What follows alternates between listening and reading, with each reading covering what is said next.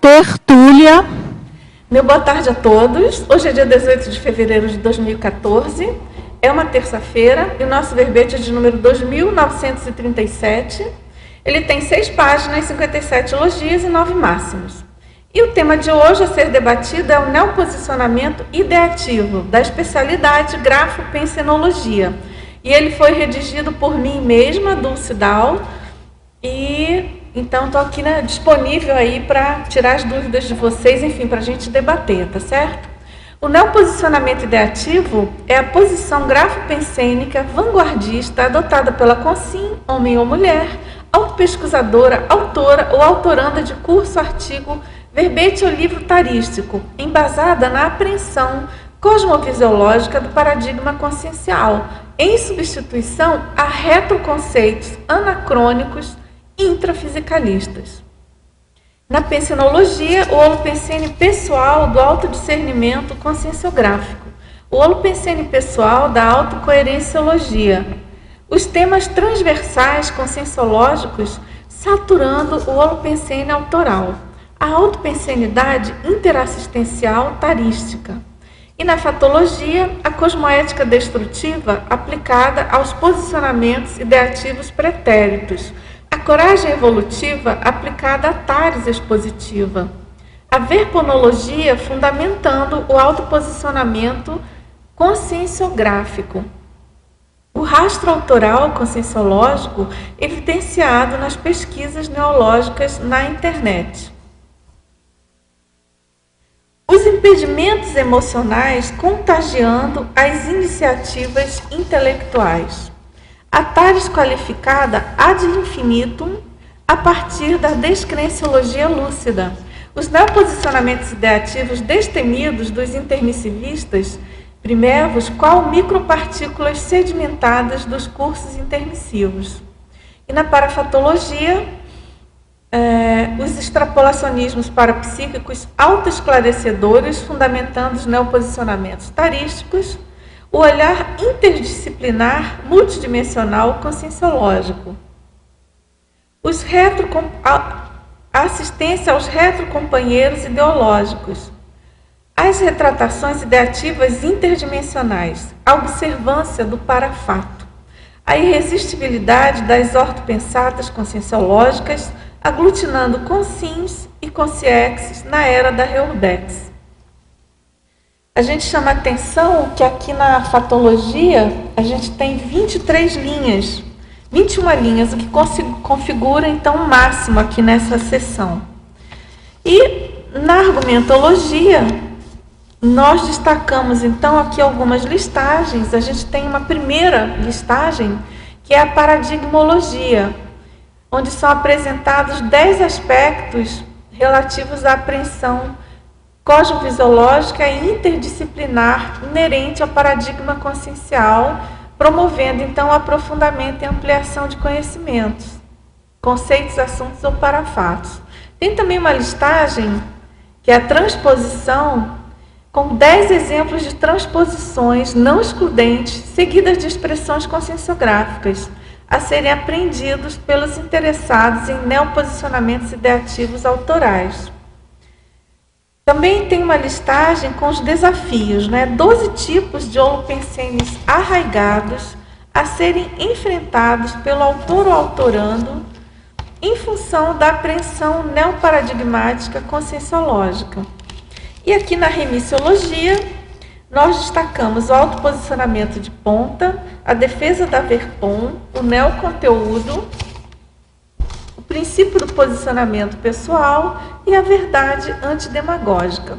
E na frase enfática, o neoposicionamento ideativo chancela a condição diferenciada do intermissivista, promovendo oportunidades assistenciais desafiadoras, crescentes e exemplaristas à plateia de assistidos. Na questionologia, como se posiciona você perante as verdades instauradas no planeta hospital? Na condição de autor pesquisador, busca fazer transposições ideativas cosmoéticas em prol da qualificação interassistencial tarística? E na bibliografia específica nós temos uma fonte bibliográfica. Agora, na mega-análise feita pelo João Paulo, antimodelo, neofilia, neoideário, neoverpom, neoconceito, renovação, atualização, autocognição, autoqualificação, neoconsideração, neoconhecimento, neomundividência, neosinapsologia, argumentologia, autodefinologia, grafopensinologia, autocoerenciologia, conscienciografologia, mentalsomatologia e paradigmologia.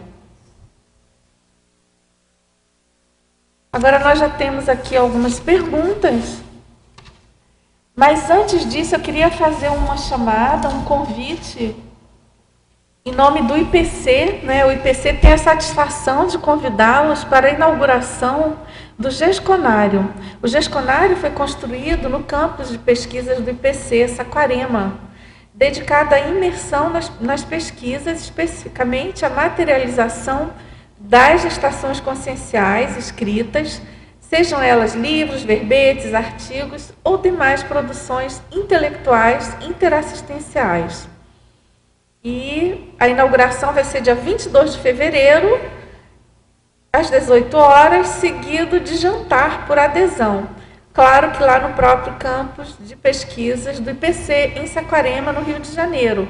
Então, estão todos convidados e a gente espera que o GESCONário traga aí bons neoposicionamentos ideativos aí para os pesquisadores, tá certo? Pessoal, agora antes de entrar nessas perguntas, eu queria comentar com vocês um pouco o que me motivou a escrever esse verbete, sabe? Porque o que eu observo, e claro que eu também estou me incluindo, né? É uma questão de autopesquisa. Quando a gente observa, assim, nessas tarefas de escrita, né? De ajudar as pessoas, de participar vamos dizer assim, dessa tares, intertares, vamos chamar assim, na questão de escrita de verbete, de livro, ou a pessoa está com alguma questão, enfim. A gente observa que muitas vezes é essa necessidade de um neoposicionamento dela perante o que ela vai escrever, às vezes atravanca, né? Um fator impeditivo dela seguir em frente com o que ela pretende escrever. Ou por ignorância mesmo, porque a pessoa precisa estudar um pouco mais e clarear aquele conceito, ou porque ela começa a ficar tão confusa com aquele assunto, e aí a gente tem que considerar, é claro, as questões multidimensionais, né?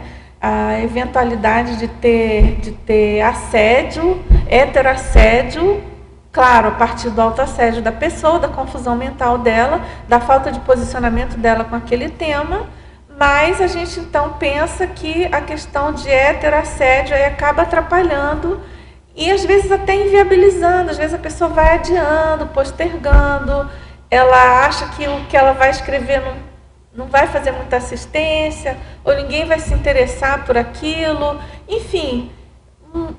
Muitas vezes eu observo isso, que a falta de neoposicionamento, a pessoa assim, fincada na conscienciologia, de pegar aquele tema dentro do paradigma consciencial e debulhar aquilo, se posicionar e encarar todos os percalços possíveis que possam advir, né, em função aí de N fatores que a gente analisa aí ao longo do verbete, né? E a gente pode aqui estar discutindo, tá certo?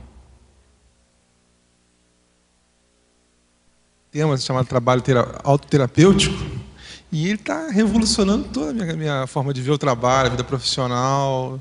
Quem está sendo mais assistido com essa escolha, antes do verbete, está sendo eu mesmo. Tem tudo a ver com o que você falou aí, né? Foi seu posicionamento, né? Com a escolha do tema. Só meu posicionamento e fixar e mandar para a equipe dos revisores já impactou. Quer dizer, eu já estou tendo que pensar muito mais sobre a questão profissional, a questão do voluntariado. Aí eu estava vendo hoje que eu tenho universidade, eu tenho 14 anos de universidade, só estudando e 7 anos lecionando. E aí eu falei, qual a convergência está ali? Você vê a convergência toda. Então, o tema que eu escolhi, trabalho terapêutico. Quem tiver ideia aí, pode passar. Trabalho autoterapêutico. Nossa, tão bom, Cláudio. Nossa, tudo a ver com a esse título é muito bom. Com a voluntarioterapia também. Tudo a ver, exatamente. Mas aí você estava falando, né? Como é que surgiu, então, o teu verbete? Foi a partir de... Então, aí eu pensei, né? E aí, junto com essa problemática, tem uma outra problemática que a gente observa. Aí é mais uma coisa mais específica, mas que também é muito séria, na minha opinião. A gente é responsável pela equipe, né? Análise dos títulos e da recepção desses títulos. Tem uma equipe, né? Que trabalha comigo e tal. Mas, enfim, a gente faz essa análise dos títulos, do recebimento dos títulos para a Enciclopédia da Conscienciologia, que no final da nossa análise, dessa apuração, né, dessa adequação, quando necessário, a gente passa para o professor Valdo e ele é quem dá a palavra final se ele aprova ou não para a entrada na enciclopédia. E claro que o que a gente mais vê é se tem repetição, se tem coerência, se vai manter coesão com a enciclopédia como um todo. E o que a gente observa? Que muitas vezes tem uma dificuldade muito grande, tanto na hora da pessoa fazer o título, quanto na hora que ela escreve. Essa questão da transposição dos temas da SOCIM com a abordagem do paradigma consciencial, entendeu? Isso me chamou a atenção. Eu falei, puxa, eu acho que essa questão do posicionamento da pessoa, que é sempre neo, né? Se a gente pensar que a maioria de nós primeiro curso intermissivo que a gente fez, então essa neomundividência da abordagem multidimensional, mais clara, dentro do paradigma da Conscienciologia, é tudo novo para a gente, né? Então foi isso, sabe, Cláudia? Aí eu segui em frente e achei que dava um bom caldo aí para debate, podia ajudar aí algumas pessoas. Certo? Então, tem uma primeira pergunta aqui, ela é do Recife, Pernambuco. Com a eterna mudança de tudo, qual a sua visão futura do que se tornará a Conscienciologia? Bom, a gente espera que a Conscienciologia se torne uma ciência, vamos dizer assim, mais reconhecida, mais utilizada, mais empregada pelas pessoas que buscam o autoconhecimento e a melhoria do planeta em geral. Agora, a gente sabe que não tem saída. Em algum momento, essa questão da verdade multidimensional, relativa, é claro, é sempre relativa ao nível evolutivo de quem está acessando, mas a gente sabe que a apreensão das coisas, do mundo, das realidades, pela ótica da Conscienciologia, é uma questão de tempo, né? Isso aí vai demorar mais ou menos. A gente sabe que nada vai ser rápido, que a apreensão do paradigma consciencial não é para a massa, ele exige uma série de preparos, né? A questão do curso intermissivo é seríssima. Então, a gente, por exemplo, não tem nenhuma expectativa, por exemplo, quem é autor, não tem nenhuma expectativa de bombar, de virar best-seller, né? Eu acho que o professor Valdo é o maior exemplo disso. Ele tem milhares e milhares de livros vendidos, psicografados, né, escritos por ele no Espiritismo. Contudo, os livros dele da Conscienciologia, embora ele também tenha milhares de livros publicados, doados, muitos doados, vendidos, enfim, não dá para comparar com os números da época do Espiritismo. Então, a gente sabe que a Conscienciologia, ela é, vamos dizer assim, mais focada, ela é voltada para um público menor. Então, a gente precisa entender isso e tirar partido disso, né? Agora, em termos de futuro, claro, vai cada vez mais se ampliando, a cada dia chega mais gente nova aqui. A gente que está aqui na Cognópolis de Foz do Iguaçu, aqui no CAEC, é muito interessante você ver a movimentação de pessoas chegando fisicamente aqui no campus, de novas pessoas interessadas que nunca tinham ouvido falar e que, de repente, tomam conhecimento. A questão da internet sendo fundamental nessa ampliação E, claro, né, você, por exemplo, teletertuliana, aí ajudando a gente nessa divulgação. Então, aos poucos, a gente sabe que tem algumas ciências, o professor Valdo, eventualmente, ele comenta sobre isso, por exemplo, nas ideias dele, ele pensa que, por exemplo, o pessoal das neurociências, né, ciências cognitivas, e essa turma que estuda a mente, eles estão mais próximos de chegarem nas ideias da conscienciologia, no sentido de entenderem pelas vias da ciência convencional que há alguma coisa realmente além do que eles estão procurando no cérebro físico, né? Então, por exemplo, aqueles eternos debates, né, e discussões, e que a consciência está na mente, está no cérebro, a diferença entre cérebro e mente, o que está onde, a relação entre um e o outro, enfim, acho que é um belo futuro que a gente tem pela frente, né? Essa questão da abordagem da conscienciologia, aos poucos sendo melhor compreendida, melhor debulhada, né?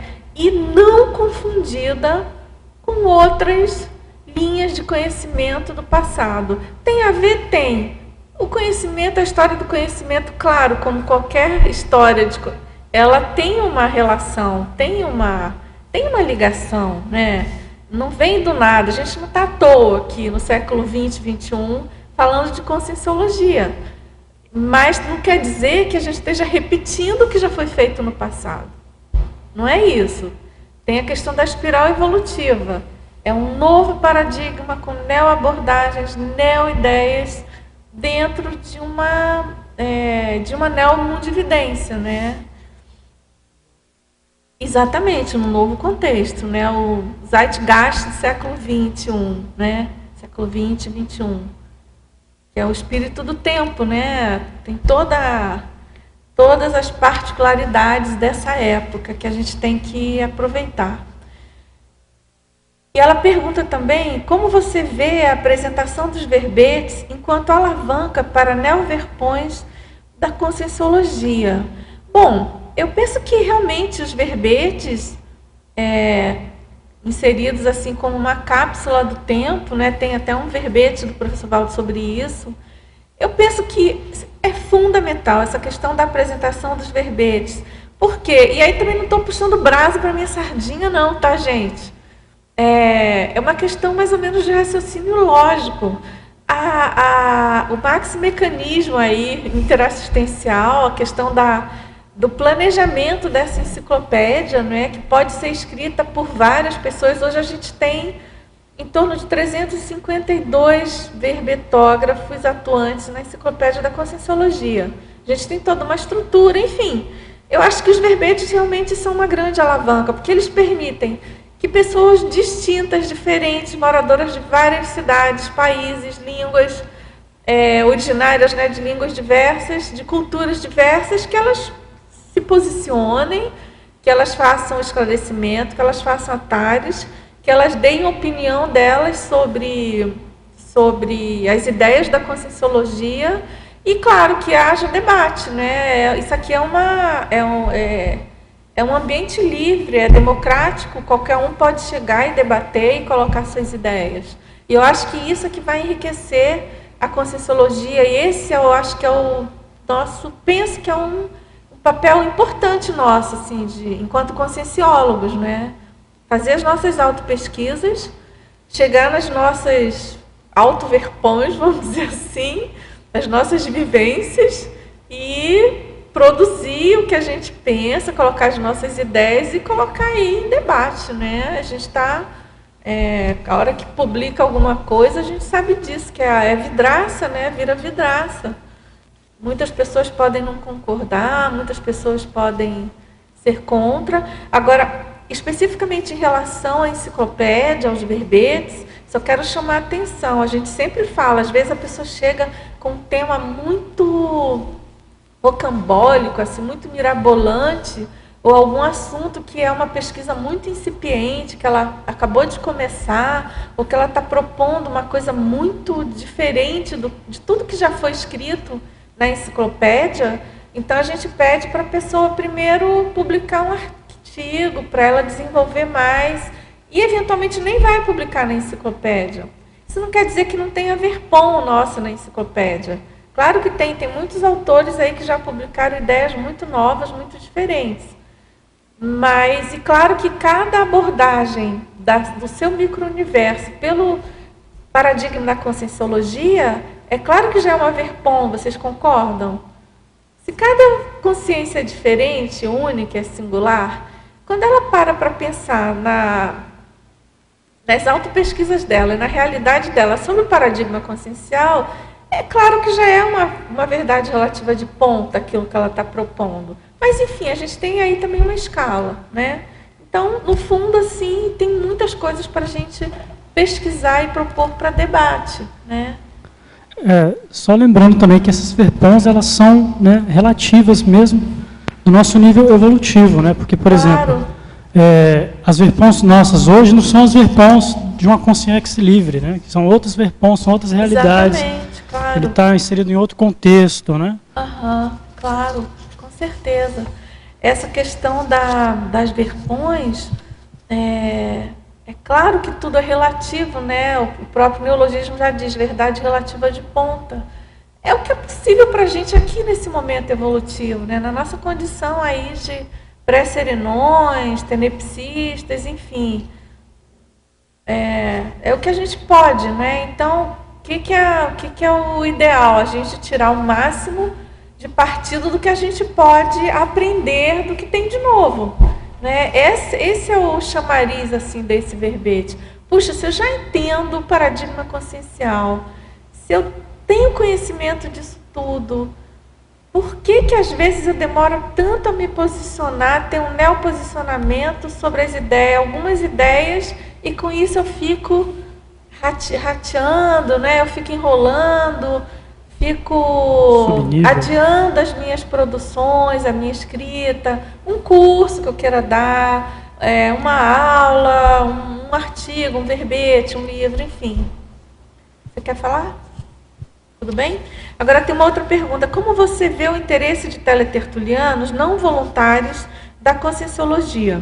Essa expansão conscienciológica advinda do acesso online já tinha sido prevista pelos pioneiros? Eu penso que sim, já tinha sim. Inclusive o professor Valdo já escreveu sobre isso, ele tem até verbete.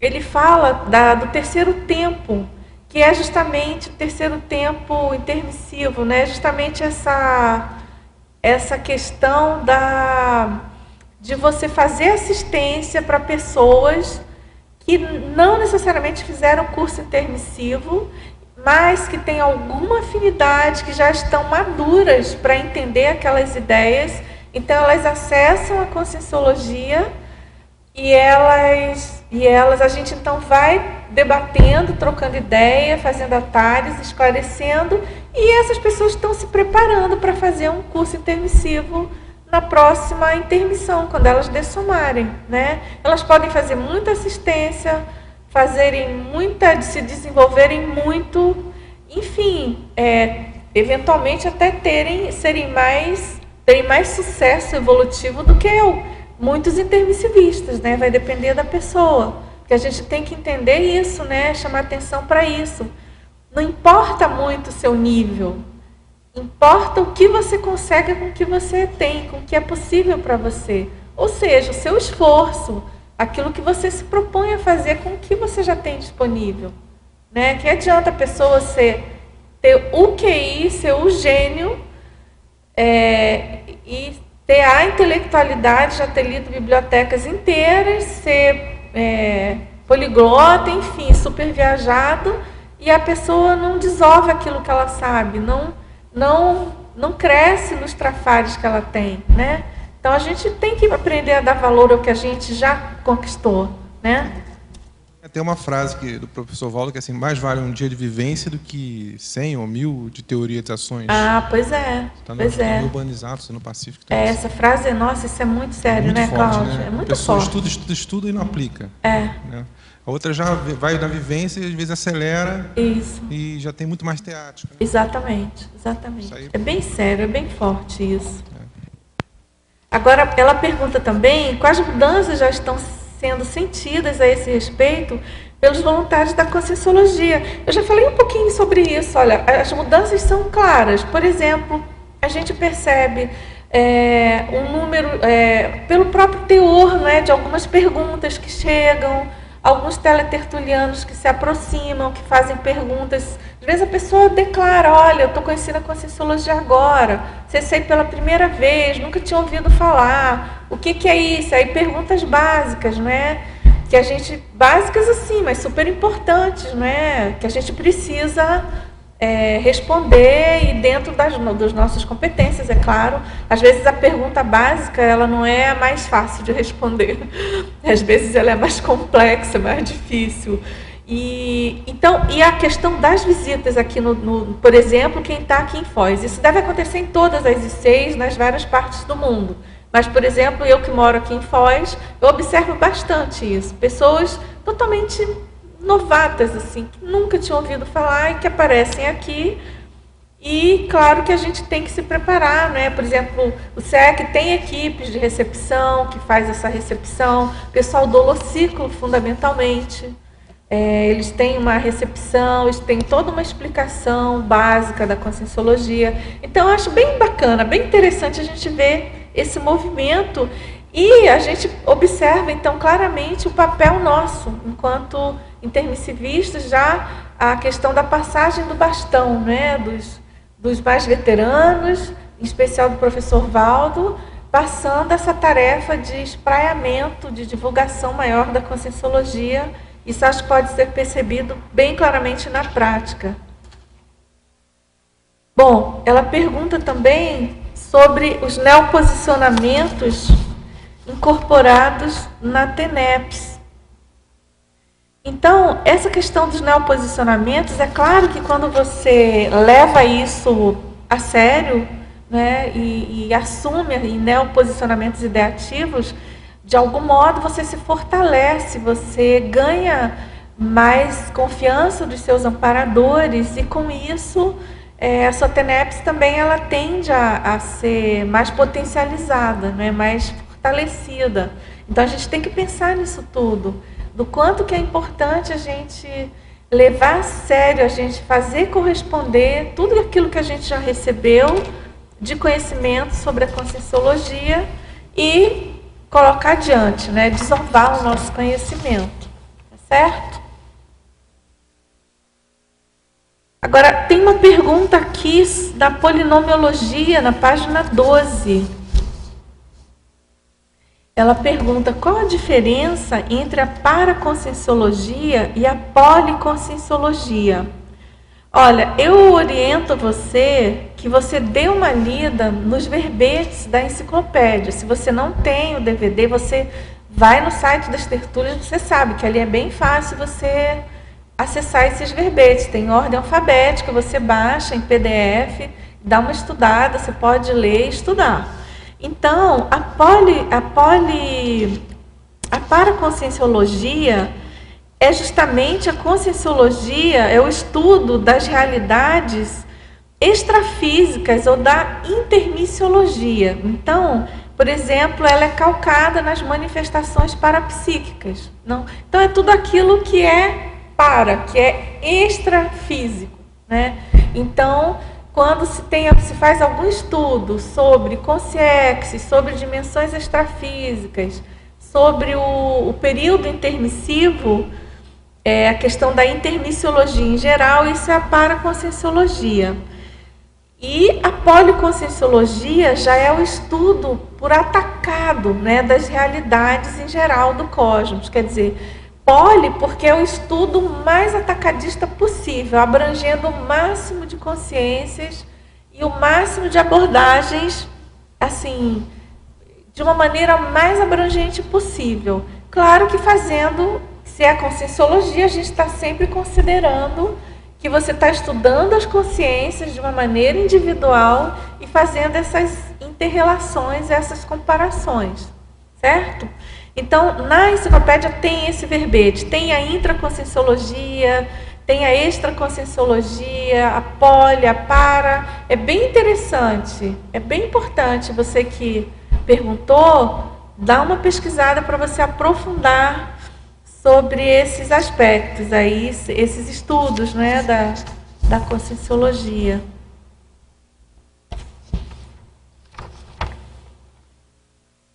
Quer perguntar, Cláudio? Você tem aqui humorismo ideativo, autoral, enquanto travão evolutivo inibidor da conscienciografia. É a quarta linha de baixo para cima, na página 10. Página 10, a primeira página. Quarta linha de baixo para cima, na fatologia. Humorismo ideativo, autoral, enquanto travão. Esse humorismo ideativo, o que você chamaria disso? O que seria esse humorismo? Olha, Cláudio, essa questão do humorismo, ela tem várias vertentes, sabe? O humorismo ideativo tanto pode ser a questão da pessoa não ter coragem de assumir o paradigma consciencial perante a SOCIM, perante o meio que ela vive. Por exemplo, aquela pessoa que tem uma vida acadêmica. Eu não estou com isso fazendo patrulha aqui não, dizendo que todo mundo tem que assumir. Eu estou lembrando do ciclo mental somático. No ciclo surgiu esse assunto. E também a pessoa que a fato de assumir aquilo vai impactar na carreira dele. Mas isso é uma... Isso, no banco, exatamente. Mas é que assim, uma coisa é a pessoa que, por exemplo, tem uma dependência financeira, que ela realmente... Vai que a pessoa trabalhe em alguma instituição, sei lá, vou chutar aqui. A pessoa está lá meio que como infiltrada numa instituição religiosa. E ela não tem condição, porque ela vai lançar o livro batendo na religião, vai criar problema, ela vai ter que ser demitida ou pedir demissão, né? Também tem que ver a coerência da pessoa. Então, cada caso é um caso, é preciso, a gente não pode generalizar. Mas aqui eu estou me referindo a casos assim, vamos dizer assim, mais a menos, que a pessoa não tem esse posicionamento simplesmente por covardia. Né? A pessoa não tem esse tipo de dependência, é uma coisa mais do orgulho, é mais dela não querer bancar o que ela pensa no círculo que ela convive. Ela não está bem com ela mesma. Ela não está bem com ela mesma, ela tem aí alguns contrapensenes, por exemplo, sobre a conscienciologia, ela tem alguns aspectos mal resolvidos, sobre alguns princípios sérios da conscienciologia, e a pessoa não consegue se posicionar. Como é que ela vai escrever? Como é que ela vai dar conta de fazer alguma produção escrita que aquilo ali vai ficar de modo perene, registrado, e ela vai ter que prestar contas daquilo para um público totalmente aberto? A gente sabe, quando a gente escreve alguma coisa, acabou a sua vida privativa, né? Você se torna público, não tem como. E ainda bem, né, que a gente ajuda a divulgar a conscienciologia. Então, se a pessoa não tem esse posicionamento ideativo bem arraigado, fincado, ela começa a ter problema até para arrumar um título para o verbete dela. No caso de verbete, né, eu estou falando, isso aí é aplicado de uma maneira geral. Mas assim, a pessoa manda o título do verbete, aí ela é uma coisa que já era para ela estar saindo fora daquele negócio, mas ela está ali numa mimese e está querendo defender uma mimese dispensável. Esse é um exemplo típico, a gente tem vários casos assim. Aí a gente vai... Comum isso, né? É comum, não é a maioria, tá, Cláudio? Não é, mas tem sim. Às vezes a gente vê claramente a pessoa está num processo de reciclagem, sabe? Aí ela está ali meio que com guia cego, atrapalhando, enfim, algum pato pensene ali atravancando ela sair daquele gargalo, né? Para ela ultrapassar aquela mimese dispensável, e ela fica ali por falta de um posicionamento ideativo, ela fica se pegando em ideias e já ultrapassadas para ela, que também a gente tem que deixar claro aqui, né, Cláudia? Eu estou falando de intermissivista, de gente que está escrevendo sobre conscienciologia. Então, por exemplo, até nessa listagem aqui eu coloco, né, a questão, por exemplo, eu pego aqui o primeiro item, tem bastante a ver comigo, com a minha biografia. Então, a questão do holopensene artístico, né? Transposição? Não, desafios, né? Holopensene artístico. O holopensene artístico, é claro que ele tem coisas boas, é claro que ele é importante para muitas pessoas, é claro que ele faz assistência em alguns segmentos da sociedade. E é claro que tem gente que usa a arte como uma boia, um salva-vidas, assim, para situações muito difíceis, né? O pessoal da arte faz muita assistência, eventualmente. Mas a questão é, será que para um intermissivista tem sentido ele ficar se pegando ainda em conceitos arraigados do mundo das artes? Parece meio estranho. A gente não está detonando a arte totalmente, não é isso. A questão é o neoposicionamento ideativo do intermissivista frente a esse holopensene. Que aí é que muita gente carrega na casca da banana. Muita gente. E tem a ver também com a mudança do temperamento dela, né? Totalmente. Imagina, a pessoa vem com aquele temperamento, tem várias vidas mexendo com isso e tal. E eu estou falando, no meu caso, por exemplo, eu nessa vida eu tive várias atividades relacionadas às artes, várias.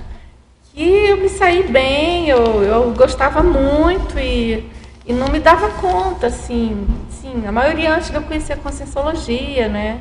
Não me dava conta que eu estava perdendo, no meu caso, né? Perdendo tempo, assim, não era mais para fazer aquilo.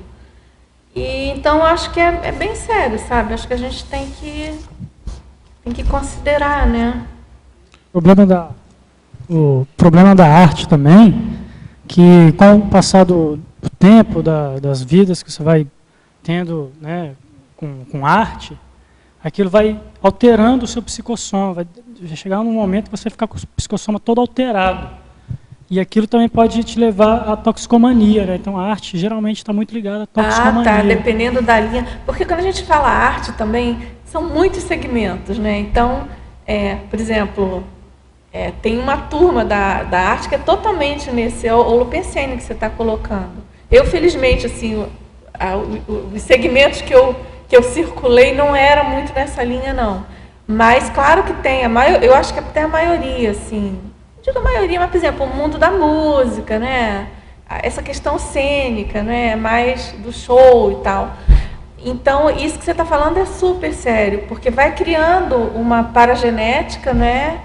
Distorcida, nosográfica, e claro que isso fica mais difícil da pessoa se sair, né? Essa questão das comunexes, né? Patológicas, baratrosféricas. Eu já tive, uma vez eu tive a oportunidade eu tenho uma rememoração assim, era bem nessa linha que você está falando, um ambiente bem estranho, esconso, assim, era tudo uma deformação, sabe? Até um paradoxo, né? Você fala em arte, estética e tal. E a hora que você vê a para-realidade, é uma estética bem esquisitinha, às vezes, né? Bem estranha, assim, deformada, né?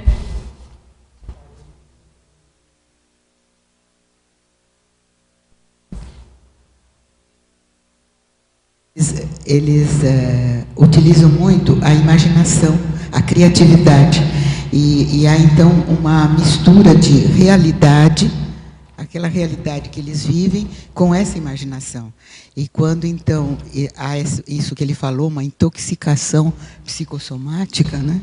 Depois, para sair dela é difícil, porque eles estão desorganizados mentalmente, energeticamente. Então, esse holopensene é meio... E é profundo neles, porque eles são pessoas assim com muita sensibilidade, né? Por outro lado, eles têm uma sensibilidade muito grande de captar as coisas, de perceber, exatamente. Mas devido à não mental somática, quer dizer, não utilizar o discernimento, eles acabam enraizando esse processo, essa raiz emocional, né? Exatamente. Acho que complementando isso que o pessoal está falando, é a questão também que o locus sempre é externo, né? Indo direto ao ponto. Eu acho que esse é um ponto essencial. Ele não tem um foco no outro para fazer assistência, ele tem foco no outro para atrair atenção para si. Então, acho que essa aí, acho que seria o ponto. A arte, a gente não tem nada contra a arte, né? Ela faz assistência, faz terapia, mas esse aspecto de você querer atenção e ficar deprimido por não chamar atenção, que é muito sério, o ponto sério que deforma a Cria questão muitos problemas, da psicossomática sem toda. dúvida. Né? Agora, você quer falar ainda? Vamos lá. Oi. Só para complementar aqui, você ainda coloca aqui na página 10, né? Só para confirmar isso, os impedimentos emocionais contagiando as iniciativas intelectuais, na segunda linha de baixo para cima. Ah, exatamente, patologia. em cima do lance, é isso mesmo, você pegou bem. Segunda linha de baixo para cima, na primeira página. Os impedimentos emocionais contagiando as iniciativas intelectuais. É justamente isso, você troca um paradigma, né, ultra racional da conscienciologia e se pega aí nos travões emocionais de posicionamentos já totalmente indispensáveis, não é?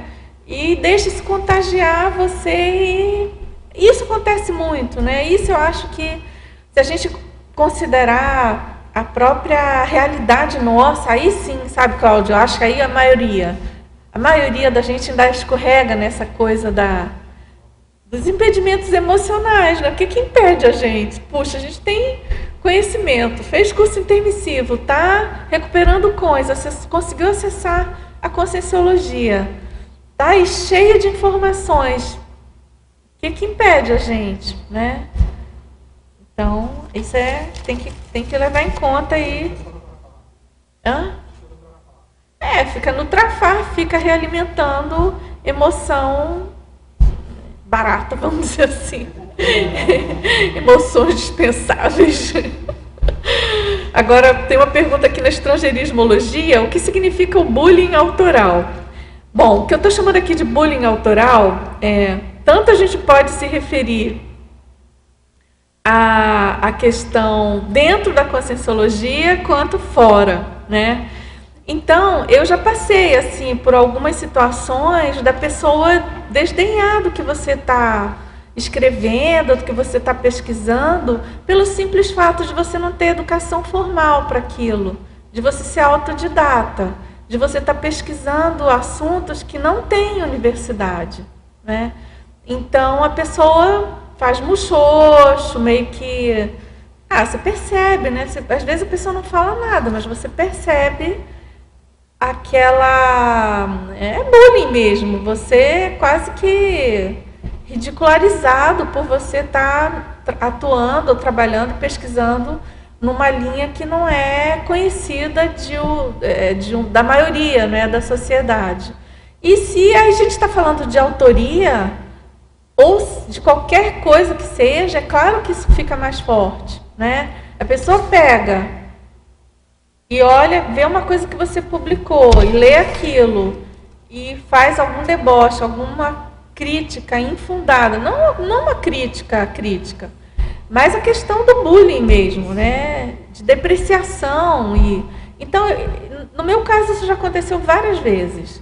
Então, eu acho que isso é interessante a gente pensar que é a história da técnica, né? É banana técnica para essas pessoas. Eu, por exemplo, acontece, mas eu não estou muito aí, não. Eu vou em frente, e aí entra a questão da coragem nossa, tarística, né? A gente tem que bancar isso. Isso cria, no início, ou mesmo depois, dá um certo afastamento, né, das pessoas, porque eu também estou lembrando, assim, às vezes na própria família, são familiares, tios, é gente que a gente gosta, que convive desde a infância, mas quando chega a adolescência, você começa a se afastar, porque eles não entendem nada disso, e voluntariado, assim, era colaboração que se chamava, né? Quando começou o Instituto, colaboração. Tinha que ficar quieto, quando estava com eles, não tocar no assunto, porque eles viam isso assim, imagine como alguém trabalha sem ganhar. Imagine só, que absurdo, né? Alguém trabalhar horas, horas. E não ganhar. Não, e aí no caso do bullying autoral, um dos itens que eu incluo, acho que dá um verbete até isso, é a questão de você doar os direitos autorais do seu livro. Ainda mais uma. Né? Nem era o fato de doar, assim, era doar energias, mas era um trabalho. Então, aí como é que eles me viam? Eu, para não ser depreciada, eles diziam assim, puxa, a Pilar é esforçada, ela trabalha em 2 lugares, assim, né? Então, tinha o trabalho de consultório, tinha outro trabalho. Então, assim, eu era valorizada. Eu me sentia mais confortável, assim, do que receber aquelas... né? Uma coisa assim desagradável, perda de tempo. E eles é que sabiam mais. É interessante, isso aí tem que E cuidar. quer dizer, no próprio círculo da gente, né? Ah, com certeza. Então, tem uma outra pergunta aqui sobre na Fatologia, página 10, última linha. Você poderia nos falar mais sobre as patrulhas ideológicas perturbando a limpidez ideativa? Quais são algumas dessas patrulhas hoje existentes? Essa pergunta tem a ver com a de trás, tá? Com a anterior sobre o bullying. O que eu estou chamando de patrulhas ideológicas aqui no caso, é claro que essa expressão ela é conhecida e tal, mas nesse caso aqui nosso específico da escrita vamos dizer assim, do holopensene da conscienciologia, eu penso que tem a gente pode considerar assim dois âmbitos também. Um é no âmbito da SOCIM fora da CCCI. Então, por exemplo, patrulha que você pode, que eu acho que até hoje podem atrapalhar as nossas ideias, que a gente precisa ficar atento. Por exemplo, você está num ambiente, num círculo social, e essa questão da eterna luta, né? Da eterna dicotomia, por exemplo, entre direita e esquerda. E aí você se posiciona, você tem uma outra ideia que transcende isso tudo, porque você está pensando sob a ótica do universalismo, do Estado mundial, do paradireito, da paradiplomacia. O negócio fica pequeno. E você tem que cuidar, porque até dentro do que a Pilar colocou ainda há pouco, né? Que às vezes não é o local para você se posicionar mesmo. É melhor você ficar na sua e tratar de discutir isso em outro ambiente. Agora, não é por isso que você vai deixar você não pode deixar isso atrapalhar as suas ideias, não é? Você não pode deixar isso perturbar a sua limpidez ideativa. Que a gente vê também que muitas vezes a pessoa fica tão contaminada pelo holopensene circundante, a imprensa, a televisão, né? A imprensa em geral, a televisão, são os familiares, os amigos e tal, que você pode ficar perturbado e atrapalhar aí o seu neoposicionamento considerando o paradigma consciencial, né? Por exemplo, eu particularmente eu vejo posicionamentos políticos, por exemplo, de pessoas que eu prezo muito, que eu tenho muita admiração. No entanto, a pessoa tem um posicionamento ultra mega arraigado sobre algum partido político e que você coloca alguma ideia e aponta algum problema considerado sério, né, daquele grupo, e a pessoa desvia e sai, acha que está tudo bem, que é intriga da oposição. Então, esse tipo de postura não dá para, enquanto consciencióloga, eu estou transpondo para a nossa situação, não dá mais para a gente ter esse papel, né? A gente tem que bancar aquilo que a gente estudou, aquilo que a gente sabe que no fundo é uma verdade relativa de ponta, mas é a realidade mais próxima para nós, né? Então, a gente tem que estar esperto para isso. E em relação à patrulha ideológica na CCCI, isso vamos dizer assim, é mais raro, mas também eu percebo isso. Por exemplo, tem pessoas que comentam, mas eu não vou escrever nada, porque, imagina, eu não vou mesmo conseguir escrever Verpom é só para o professor Valdo. Para que eu vou escrever alguma coisa? Verbete da enciclopédia não tem nada de novo, é tudo repetido. Nossa, serve para... já chega, não tem sentido escrever. Para que eu vou escrever verbete? Então você ouve assim comentários bem estranhos, sabe? Você percebe o quão superficial a pessoa é em relação à compreensão da conscienciologia. Então a gente também tem que ficar atento com isso, não sucumbir às patrulhas ideológicas conscienciológicas que existem. E também a gente pode entrar aí numa zona de conforto, né? Pensa dessa maneira, aí fica bem confortável, porque aí não tem que fazer mais nada. Não precisa, porque alguém já fez. Aí terceiriza a ProEx, terceiriza as nossas GESCONs, e aí fica tudo por isso mesmo. Certo?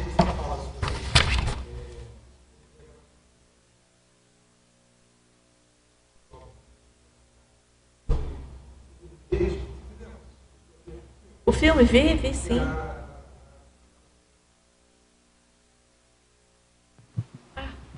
Tá gravando? Tá. Você falando nesse aspecto aí dos comentários, que pato pensênios relativos ao processo da escrita, primeiro a pessoa não entendeu nada, né? E fazendo referência ao filme do Valdo Vieira, Vida e Obra, lançado pela Comunicons, a professora Nara Regina estava falando que a criação da enciclopédia da Conscienciologia parece ter sido a melhor forma que ele encontrou para assistir a gente.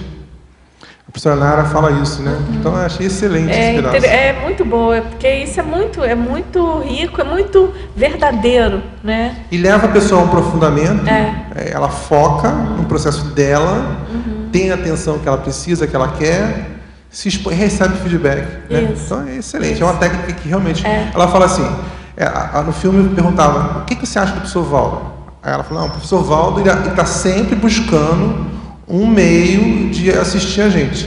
Então, ele criou uma técnica, que é você fazer um verbete, que vai ajudar você a focar e resolver um problema seu. E, ao mesmo tempo, ser assistido e fazer assistência. É perfeito. Nossa, muito bom. Vamos esperar. E a base da conscienciografia é essa, né?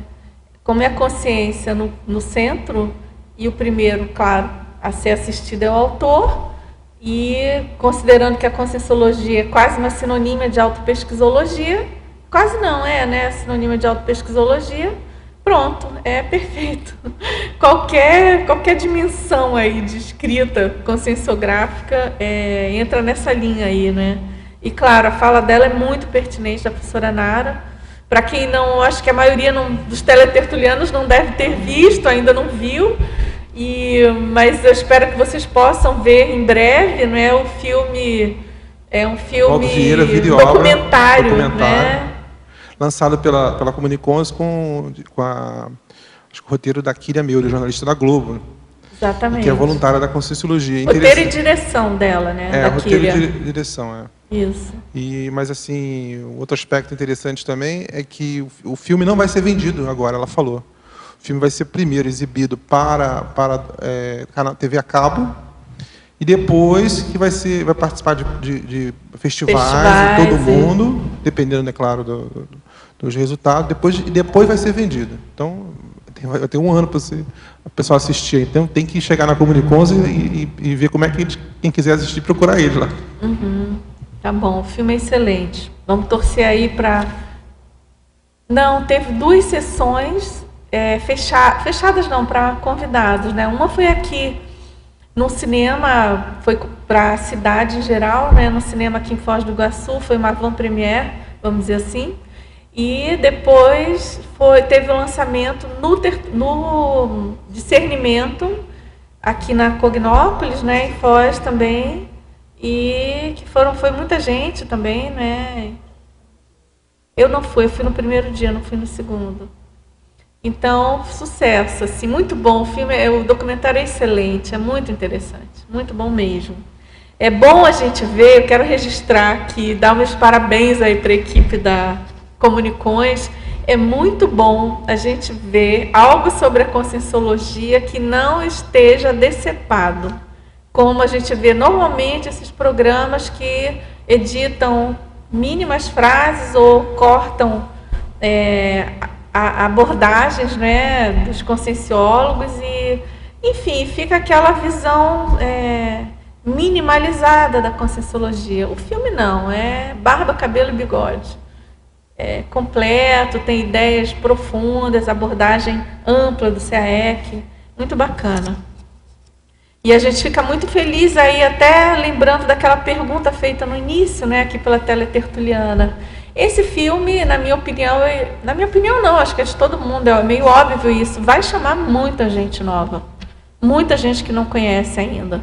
E o professor Valdo até comentou aqui outro dia, né, que eventualmente chegam pessoas que o conheceram na época do espiritismo e que tomaram contato com ele, por exemplo, através daquele programa que apareceu há pouco tempo, Globo Repórter, se não me engano, e apareceram aqui. Então, assim, também não quero aqui criticar totalmente, né? Embora esses programas sejam muito editados e muito superficiais, eles têm esse papel muito importante, porque eles acabam chamando pessoas e fazendo tares, né, de uma maneira ou de outra.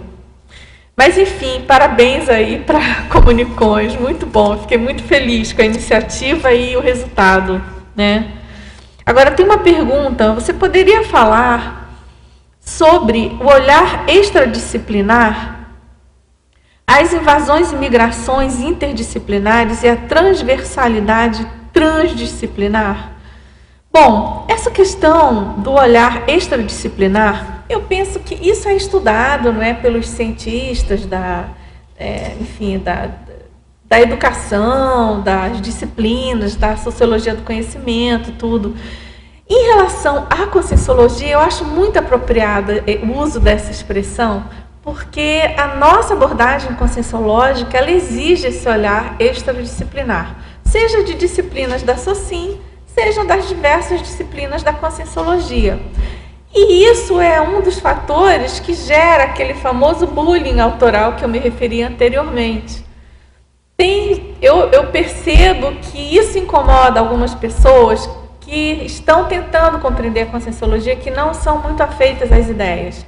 Isso incomoda porque é uma visão realmente diferenciada da ciência convencional e da academia. Mas, enfim, de todo modo, essas iniciativas e essa realidade na história das disciplinas são fatos, né? São realidades realmente. Então, a gente está falando, então, da questão de invasões de uma disciplina por outra, né? A questão das disciplinas híbridas. Por exemplo, a biologia molecular, que tem a questão de parte da física, da química, da própria biologia. Então, isso é uma tendência que acontece no mundo contemporâneo aí das ciências. E a gente sabe que é uma tendência daqui para frente. Porque tem esse paradoxo da superespecialização, ao mesmo tempo a necessidade de uma integração de algumas disciplinas para poder dar conta de novas descobertas, de novas abordagens. E, na verdade, a gente está falando de uma coisa bem séria, que é a questão da ruptura entre fronteiras disciplinares. E eu acho muito interessante, eu não sei se vocês conhecem, eu coloquei na bibliografia esse livro aqui, da Edgar Morin, que é A Cabeça Bem Feita, e eu não sou nenhuma especialista de modo algum nessa questão de sociologia do conhecimento, de história da educação, eu tenho uma leitura assim razoável, mais básica. Mas, enfim, eu acho muito interessante quando a gente lê sobre esses assuntos, que você vê perfeitamente o quanto a conscienciologia responderia à maior parte das indagações ou das inquietações colocadas por esses autores. Esse aqui é um caso. Dá vontade de falar para ele, olha, tem a conscienciologia, que se não responde ainda, porque a gente está incipiente, né? Mas ela se propõe a, de algum modo, trabalhar nessa questão dessas rupturas, dessas migrações e das invasões, né? A conscienciologia, a gente, quando pega uma disciplina e faz a transposição, e por isso que eu fiz essa listagem aqui das transposições, aqui na página 13, a gente está considerando isso, né? Você pega uma disciplina existente hoje na SOCIM, aí você faz a transposição pelo paradigma consciencial, em geral você está fazendo invasão, migração, hibridismo, diabo a quatro, para você ter uma abordagem mais ampliada, mais profunda e multidimensional. Ele pergunta, na página 10, sétima linha de baixo para cima, você poderia explicar o recorte da realidade singular exigindo neopesquisa grande angular? Então, essa questão é quase um paradoxo também.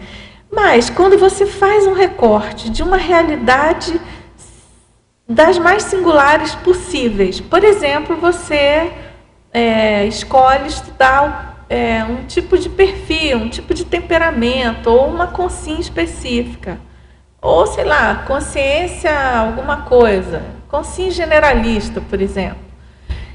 é um aspecto singular, né, de uma consciência ou de um perfil. E isso vai, ao mesmo tempo que você faz esse recorte de uma realidade, é um recorte de alguma coisa singular, precisa. O paradigma consciencial, ele exige que você faça uma neopesquisa em grande angular, né? Para quem não sabe, grande angular é uma terminologia da ótica, da fotografia. Eu já fui fotógrafa uma época.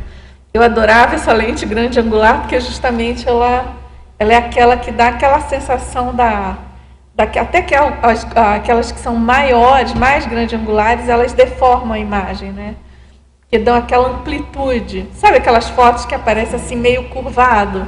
Mas tem umas que não dão. Por exemplo, o pessoal do jornalismo usa muito lente, usava, né? Tipo 35. Hoje já mudou tudo, que é tudo digital.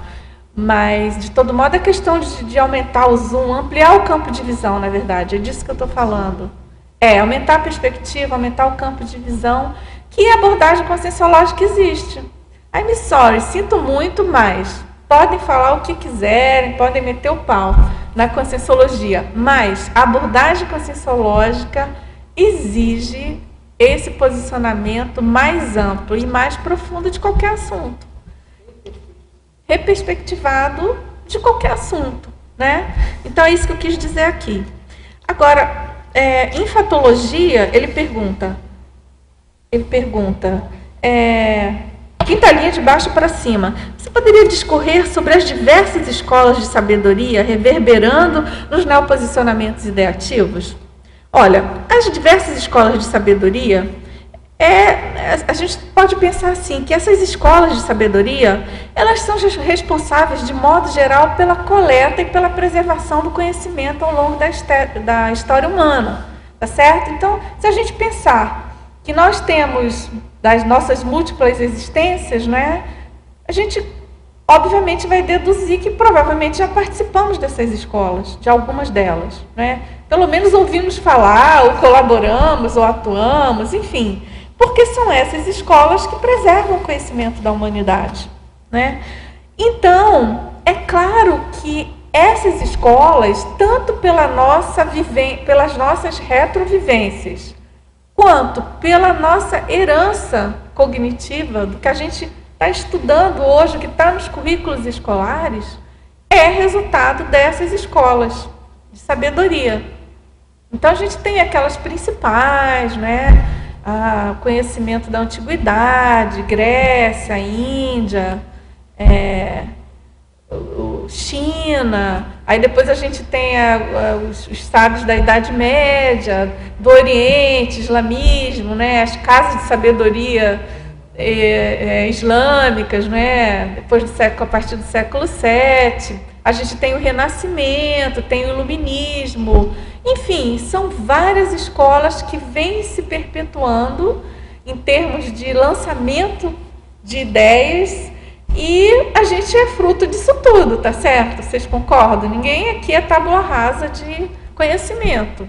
Então, a gente vai acumulando, vamos dizer assim, isso vai fermentando no nosso mental soma e, claro, que vai reverberar nos nossos posicionamentos ideativos. Muitas vezes é uma leitura, um acesso a esse tipo de conhecimento, a gente estudar sobre a história, por exemplo, de alguma dessas escolas, que vai nos trazer à tona algumas informações e vai nos levar para um neoposicionamento ideativo bem assim verponológico, certo? Assim, tem várias escolas também, tem esses círculos mentais somáticos, né, que vêm também, né, de certo modo, os colégios invisíveis. E tem esses grupos que alguns deles não necessariamente estão na história oficial, eles são grupos paralelos, são grupos mais fechados, mais low profile, para traduzir aqui para nossa, que não necessariamente estariam no centro do poder político, né? Mas que iam alimentando ali. Isso. E que, claro, que a nossa abordagem conscienciológica tem a ver com essa linhagem, né? Então, a gente tem que cuidar e ficar atento. Ô, Dulce, não sei se você viu aquele livro A Emoção e a Regra, do Domenico De Masi. Não li. Esse livro ele tem um resumo de vários círculos desses, de Círculo de Viena. Vale a pena comprar esse livro. Interessante. Você sabe que eu tenho uma listagem, eu já fiz uma listagem. A Emoção e a Regra, de Domenico De Masi. A Emoção e a Regra, tá. Domenico De Masi. Tá. Acho que é organizador. Então tem vários textos que falam grupo de Viena, grupo excelente dica. Muito bom. Eu tenho muito interesse sobre o estudo desses assuntos, é muito interessante. É que é um mundo, né, para estudar, e tem que permear aí com a verbetologia. Mas, enfim, obrigada. Agora tem uma pergunta aqui na pensenologia, penúltima linha. Poderia exemplificar com casuística pessoal os temas transversais conscienciológicos, saturando holopensene autoral? Vou falar aqui da minha... Ela está pedindo a casuística pessoal. Vou falar aqui do meu livro, do livro que eu escrevi sobre vontade. Foi bem claro isso. Os temas, as pesquisas de alguns temas já bem estudados e bem escritos na SOCIM, às vezes você não é que não tem muita coisa escrita, tem muita coisa pensada e abordada. Muita gente já escreveu, por exemplo, sobre esse tema. Teve até uma época que eu entrei nesse auto-bullying, aí eu já ficava, puxa, tanta gente já escreveu, por que eu não vou escrever sobre isso? Mais um, né? Para que eu vou escrever? Mas o que acontece? A pesquisa bibliográfica com a abordagem da conscienciologia praticamente não tem. Então, o que você tem que se pegar? Na questão dos temas transversais conscienciológicos que vão estruturar você para fazer autopesquisa e escrever sobre aquele assunto que você está pesquisando. Que de tudo que você já leu, as abordagens não interessam muito para o que você quer pesquisar. Aí não é questão de presunção, sabe, gente? Não é isso, não é cabotinismo, não é nada disso. Todo mundo que escreve sobre o paradigma consciencial passa por esse problema. Dependendo do tema, a abordagem que você quer dar não é bem aquela que já escreveram sobre. É super importante você ler e estudar o que já foi escrito, é fundamental. Mas você quer uma outra coisa, e aí, então, essa questão dos temas transversais. Aí você pega o que tem a ver com aquilo, né? Por exemplo, no caso da vontade, o que eu peguei? Eu fui estudar a questão dos atributos, componentes do mega-atributo da vontade, dos atributos coadjuvantes, coadjutores da voliciologia, por exemplo, né? E aí dentro da conscienciologia, né? Dos estudos feitos na conscienciologia, certo? Então essa é a ideia. Agora, quinta linha, página 10, poderia relacionar o item anterior com o olhar extradisciplinar. Eu já falei um pouco, é isso mesmo, é você se educar, se reeducar para esse olhar extradisciplinar. Eu penso que quando a pessoa tem uma formação muito específica, uma formação acadêmica, de especialização mesmo, estrito senso, a pessoa vai ter mais dificuldade para isso. Felizmente, eu tenho essa facilidade, porque a minha formação, desde sempre, foi grande angular, no sentido de generalista. Assim, eu nunca entrei assim, em curso muito específico, nunca. E até uma pós-graduação que eu fiz, uma especialização, no caso, sobre educação, era mais relacionada à administração da educação. Então, também a gente tinha uma panorâmica sobre a realidade da educação. Mas, então, é isso. O olhar extradisciplinar é você ter esse desprendimento e o despreconceito, né, de derrubar possíveis fronteiras. E eu acho que isso para o conscienciólogo é mais fácil, né, para o intermissivista. A gente já tem meio que isso na veia, né, de pensar de modo extradisciplinar para o mundo, né, para as coisas, para os fatos. O que seria o princípio da prioridade compulsória? Olha, esse princípio é um verbete do professor Valdo. Ele está na enciclopédia, eu sugiro que você leia, mas em termos gerais, o que esse princípio coloca? Ele coloca que chega um ponto, tem prioridades que são exigidas no momento evolutivo da pessoa e que aquilo é óbvio que é o melhor evolutivamente para ela. Então, assim, é compulsório porque é o melhor evolutivamente. É tipo uma cláusula Petri, exatamente, que o Pilar está colocando aqui, da Proexis, por exemplo. Então, é alguma coisa que é inarredável, que não dá para você, é irresistível, né? É, exatamente, a própria assistência. Então, você tem que ficar atento para as suas prioridades compulsórias aí, momentâneas, para você ir em frente, né? Você estudou? Agora ali. Mesmo estudando à vontade, você acrescentou toda uma experiência sua, pessoal, refletida sobre muita coisa que já foi escrita. Ah, claro, claro. E aí, Pilar, também é importante... Mesmo sendo um tema comum. É importante a gente ter esse desprendimento, essa despretensão, no caso, né, da vontade, vamos dizer. É um tema super manjado, super falado, todo mundo fala disso, um bando de filósofos já escreveu. Mas você só citou os que escreveram? Não, de jeito nenhum. Não, tem pouquíssimos. São citações. Não, mas aí pode ter alguma importante, né? Isso, mas é que a abordagem da Conscienciologia, ela exige autopesquisa, como você está falando. É uma outra apreensão. E também eu acho que a pessoa tem que se desprender dessa questão de... que eu falei ainda há pouco, que a pessoa... Já ouvi gente falar, só vou escrever se for uma Nelverpom, um neologismo. Tá bom, cada um faz o que pode, né? Eu penso que se é um neologismo, mas que a pessoa acessou, ela agora está regateando um pouco, mas às vezes é acessar um tema que ela recebeu no curso intermissivo, ou que ela acessou agora, e ela está desdenhando.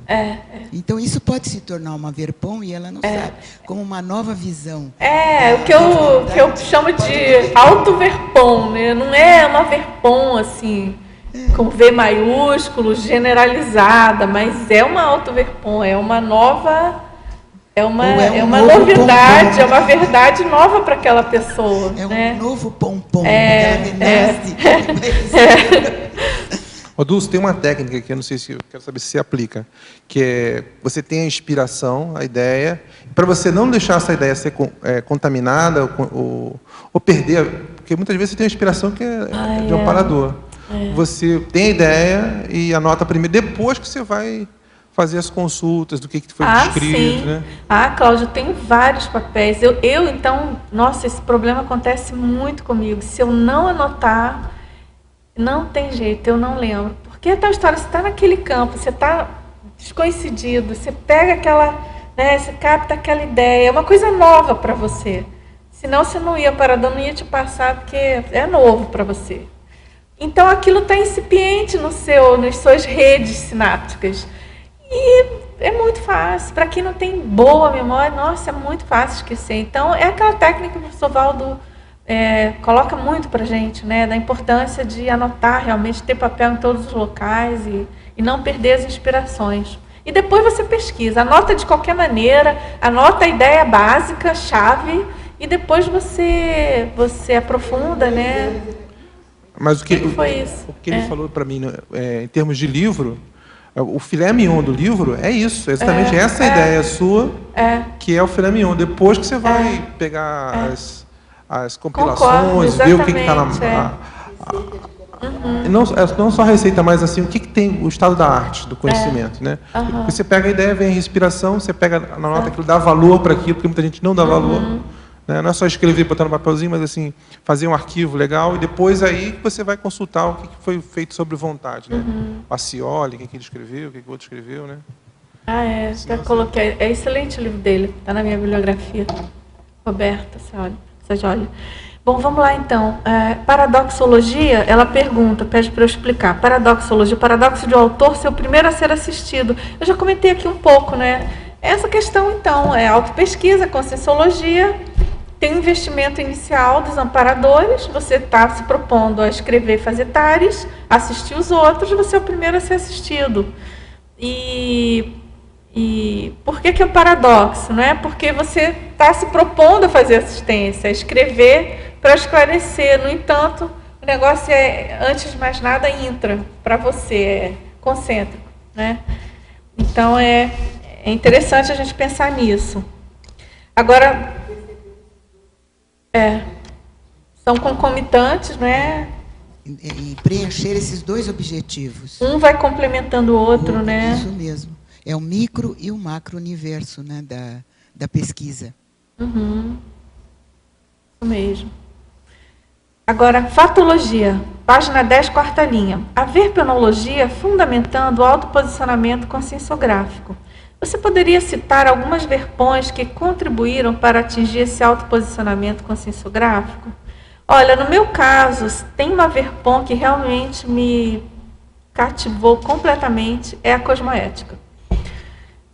Eu acho a cosmoética assim, arrasadora, assim, acachapante, sempre que eu penso qualquer coisa da conscienciologia. E então, por exemplo, o simples fato de eu saber que existe a cosmoética, de eu compreender, claro que no meu nível evolutivo, mas de eu compreender, eu penso que compreendo bem o conceito de cosmoética dentro das minhas possibilidades ideativas, isso me leva a ter um posicionamento conscienciográfico já com um fundamento aí, por exemplo, cosmoético, né? Eu espero não fazer estupro evolutivo com ninguém, eu espero não escrever, ficar falando mal das pessoas no meu livro, eu espero não ser precipitada com algumas colocações, eu espero ser coerente com entre o que eu escrevo e o que eu faço. Então, é isso, a ideia é essa, né? Você ter princípios, verpões mesmo. Os princípios da conscienciologia, em geral, são verpões, né? Isso vai estar embasando, né? Vai estar fundamentando aquilo que o seu posicionamento perante o que você escreve. E tem vários, né? Tem várias, próprio princípio da descrença, né? Questão, por exemplo, de você não querer impor o que você pensa para o seu leitor, de você ter um posicionamento mais de, olha, é assim, eu penso assim, eu conheço essa realidade, eu penso que isso aqui é o mais correto. Veja lá o que você faz com essa informação. E não, por exemplo, ficar, olha, é assim, hein? Vê lá, hein? Se não for assim, vai levar chicotada. Ou então vai para o inferno. Ou então vai ser renegado, né? Então, é isso. Bom, na 10ª linha, na página 10 também, 7ª linha, por favor, contextualizar, esse eu já falei, né? A realidade singular exigindo a neopesquisa. Na 3ª linha, de baixo para cima, também na fatologia, você traz a necessidade do autoenfrentamento da pusilanimidade prevenindo a melim. Esse conceito da pusilanimidade, ele, no caso, eu inseri essa palavra embasada no conceito trazido pelo professor Valdo, que ele coloca que muitos de nós temos pusilanimidade perante os nossos assediadores extrafísicos. Então, por exemplo, a gente está pensando em fazer alguma coisa, ter alguma ideia, escrever algo, e aí a gente tem medo desse nosso neoposicionamento frente aos nossos assediadores. Então, também já engavetamos muitas vezes, né? Engavetamos, né? Porque a gente engavetou, então hoje vem essa melim, às vezes falta de vontade de escrever, porque vem aí toda você engaveta, não faz o que tinha que fazer e vai ter uma melancolia intrafísica porque está com aquela dívida. Então você precisa romper isso, né? E a oportunidade é essa, né? Se você está sentindo uma melim e com essa dificuldade, vê se antes de dessomar você consegue fazer alguma coisa. Uhum. E aí você pede se eu poderia falar da melinha advinda dos estudiosos da ciência conscienciologia. Não, é justamente isso que eu falei. A pessoa é consciencióloga, está estudando conscienciologia, está no meio de algum processo dela. Por exemplo, a pessoa resolve escrever ou pesquisar sobre um trafar que ela tem. E que tem a ver com um grupo aí de assediadores de algum passado, alguma coisa.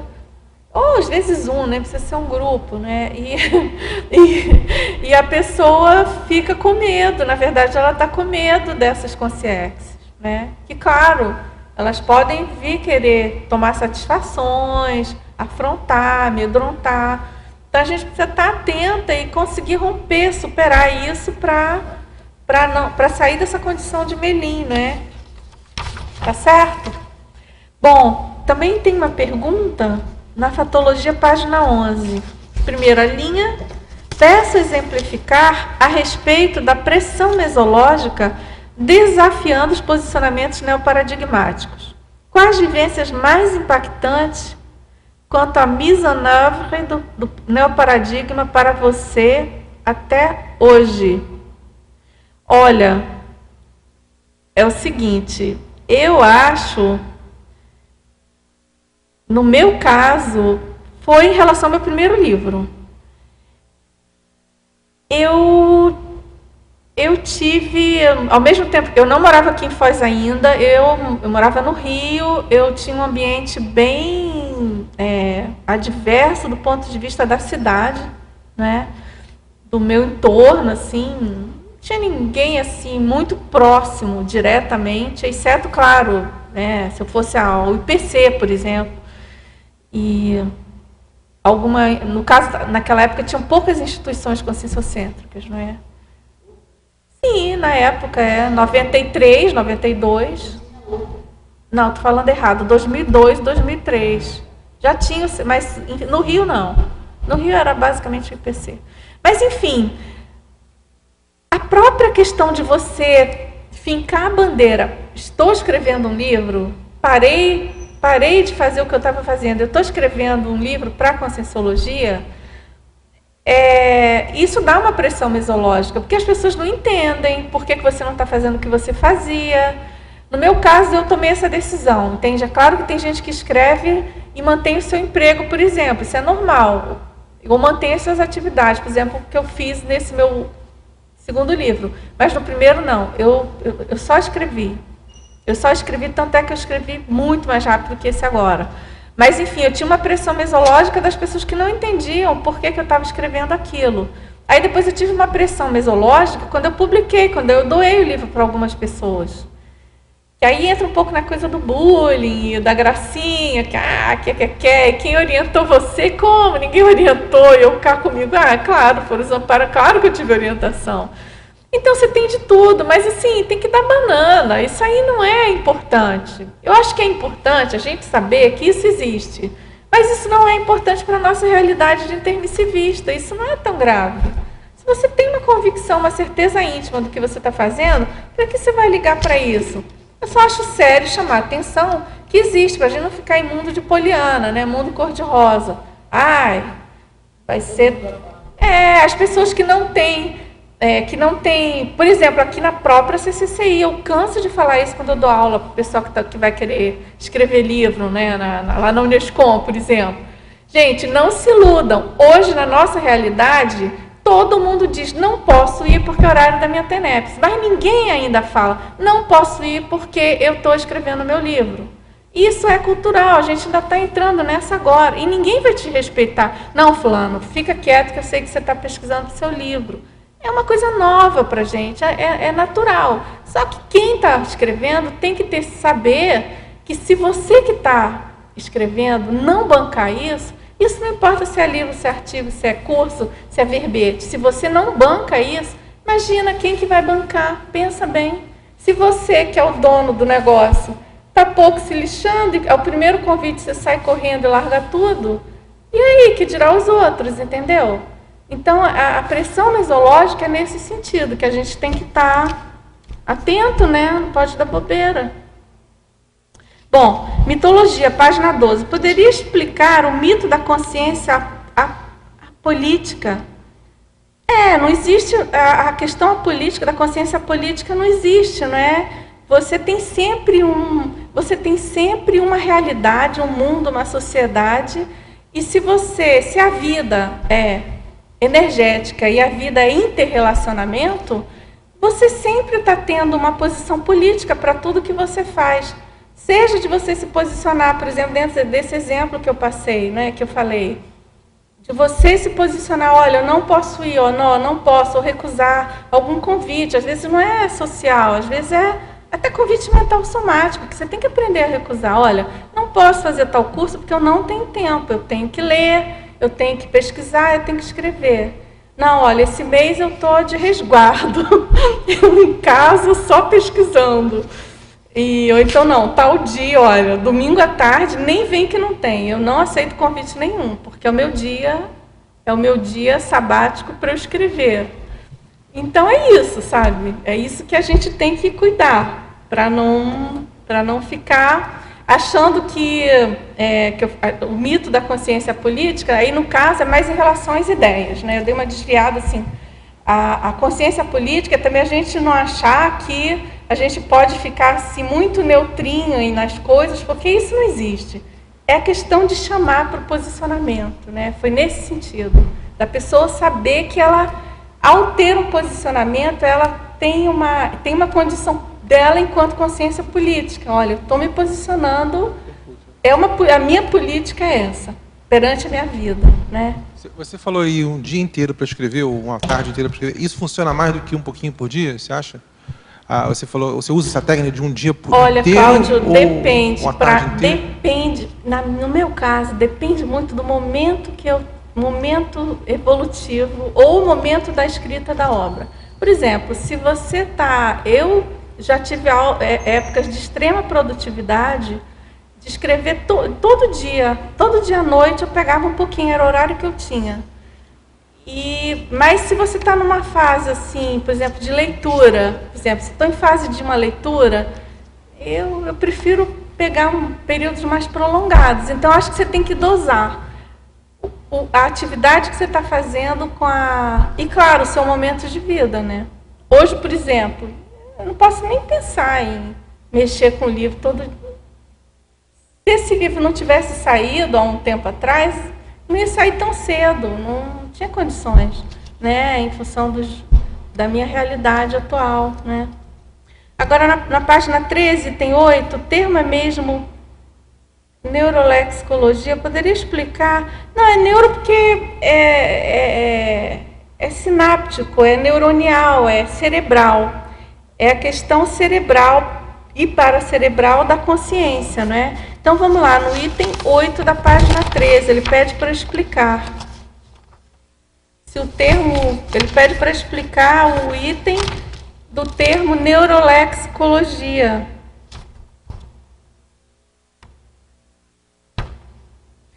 Item 8. É no paradigmologia.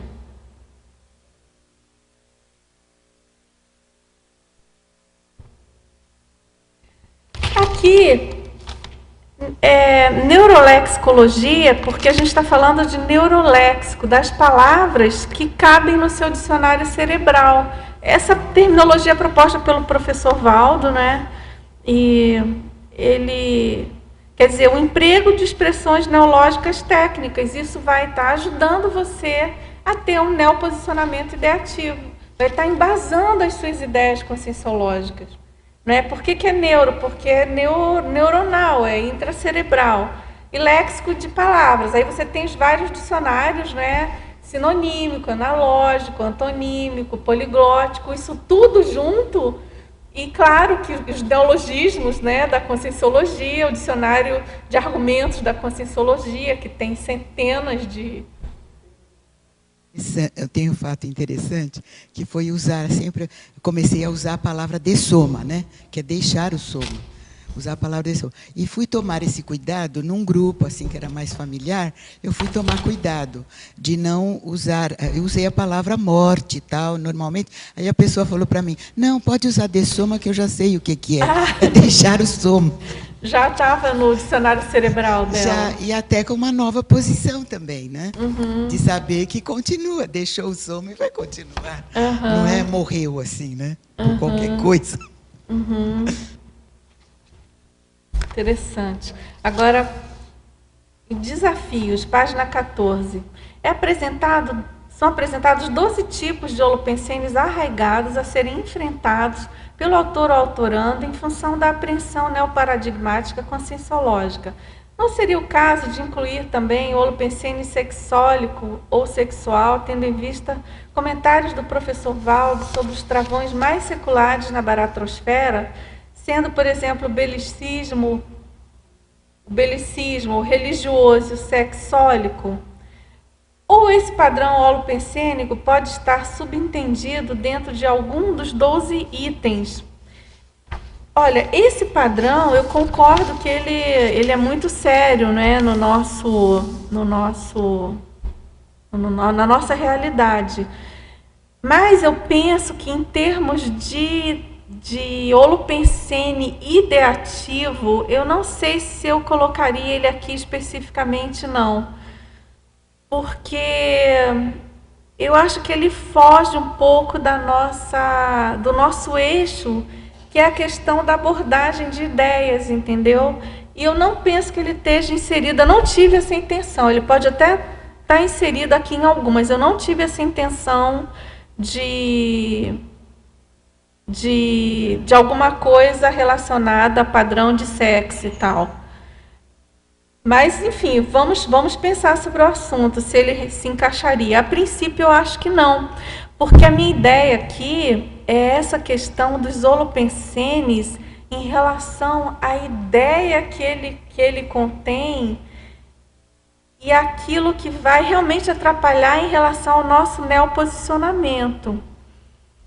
Então, eu acho que, por exemplo, a pessoa que está muito focada em questões de promiscuidade, de sexualidade mal resolvida, não está muito nessa linha ainda. Eu colocaria assim, seria uma outra listagem, sabe? Realmente, eu acho que é um outro foco. Exatamente. Agora, em Fatologia, página 10, terceira linha, por favor, comente sobre a coragem evolutiva aplicada à TARES expositiva.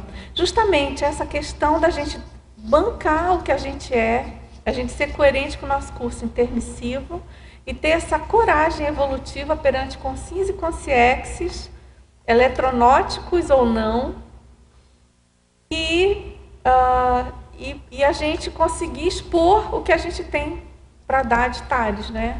Tanto em aulas, em cursos, em escrita, enfim, a nossa grafopensenidade, né? Vocês observem que eu coloquei aqui especialidade grafopensenologia. Essa especialidade, ela tanto se refere ao que é escrito, mas ao grafopensene em geral.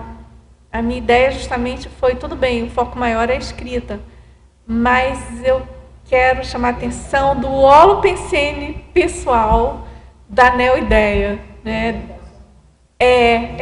Mental, assim, da coerência total da pessoa, onde quer que ela se manifeste. Exatamente. Agora, gostaria que comentasse os extrapolacionismos parapsíquicos autoesclarecedores, fundamentando os neoposicionamentos tarísticos.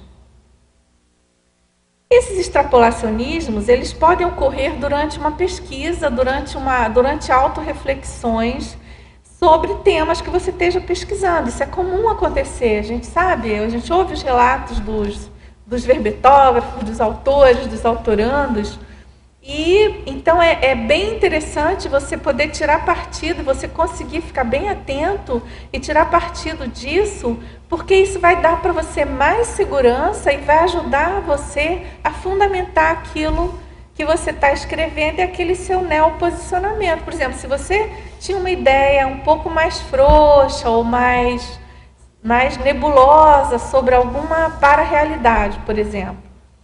Aí você tem um extrapolacionismo parapsíquico que te dá uma vivência daquilo, é claro que você vai ter um neoposicionamento muito mais fundamentado e você vai ter muito mais autoridade vivencial para abordar aquele assunto. Então, é sobre esse aspecto.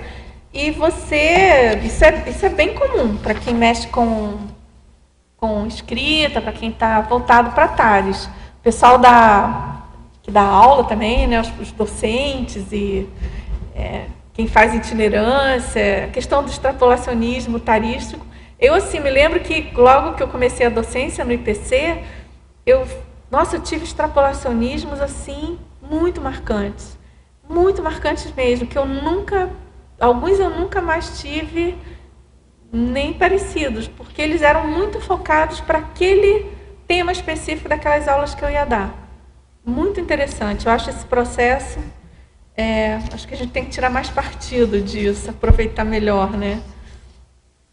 Agora aqui, você pode explanar o crescendo resgate da abordagem multidimensional negligenciada em retrovidas, o olhar interdisciplinar multidimensional conscienciológico, a assistência a retrocompanheiros ideológicos, as retratações ideativas interdimensionais, a observância do parafato. Você pegou aí alguns itens da parafatologia. Pois é, olha, o resgate da abordagem multidimensional negligenciada em retrovidas. Eu tenho, não posso dizer para você que eu tenho retrocognição com barba, cabelo e bigode, mas eu tenho intuições e tenho flashes, enfim. Eu, por exemplo, tenho essa intenção quando eu escrevo, de fazer abordagens de alguns assuntos que eu devo ter negligenciado em retrovidas, que eu cheguei a escrever e abordar sobre aquele assunto, mas eu era tão eletronótica, tão bitolada, que eu escrevi errado, né? No meu momento, eu achava que eu estava escrevendo, era o top, era o que eu conseguia, mas equivocado, né? Se você pegar o paradigma consciencial. Aí esse olhar interdisciplinar, multidimensional conscienciológico, eu acho ele muito importante, porque mesmo que você não seja nenhum AIS do parapsiquismo, que a gente esteja assim começando realmente, essa intenção de ter esse olhar interdisciplinar, multidimensional, conscienciológico, já vai levar a aproximar a gente mais de uma abordagem mais correta, entre aspas, vamos dizer assim, né? Então é importante a gente ter essa intenção, pensar, né, se envolver nesse holopensene.